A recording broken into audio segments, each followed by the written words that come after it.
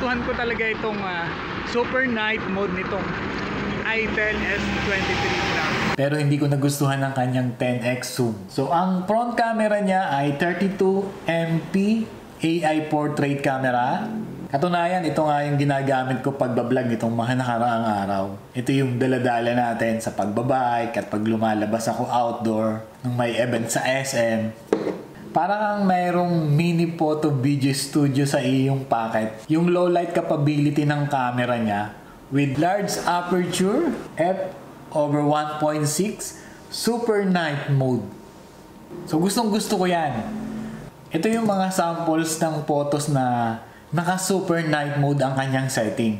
To be honest, na-impress talaga ako sa clarity and low light shots gamit ang super night mode nitong Itel S23 Plus. It brings out the details beautifully. Madilim na dito sa lugar ko na to. Yan, ganyan kadilim.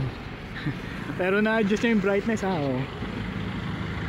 And yes, meron din siyang 10x zoom. Pero hindi ko nagustuhan ang kanyang 10x zoom. Yung details kasi tend to get lost. At yung kanyang images can become soft or pixelated, lalo na kapag malayo ang subject na kinukuhanan mo. Magalaw yung kanyang 10x na zoom ng camera niya. So ito yung comparison ng Samsung Galaxy S20 Plus at Itel S23 Plus photos. Kung makikita natin, napaka-sharp ng Galaxy at 10x zoom. At ito namang Itel S23 Plus, soft blurry naman siya. So makikita natin yung pagkakaiba ng flagship phone versus mid-range phone cameras. Kung mag-zoom kayo, dapat steady. Dapat naka-steady para hindi siya mag-blurred. Pag nag-zoom ka ng 10 times, magalaw yung kanyang camera. Halos lahat naman ng mga mid-range smartphone in the low price category, pagdating sa zoom, sablay talaga. Kahit siguro ilagay natin sa tripod, hindi siya ganun ka-sharp. Na-test ko na rin yung kanyang video sa outdoor at saka sa indoor. So ito yung mga footage natin. It's good naman.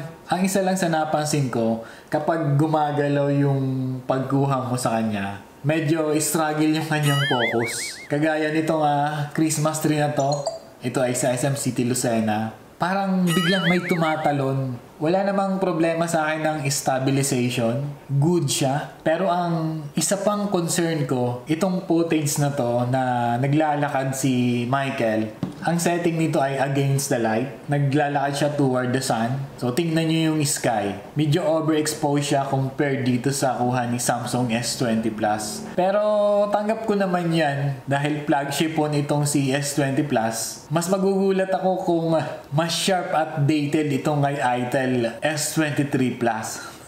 Diba? So clear din yung kanyang portrait at meron siyang eye tracking mode. Automatically madedetect niya kung tao, animal, landscape o food yung subject. So another cool feature siya.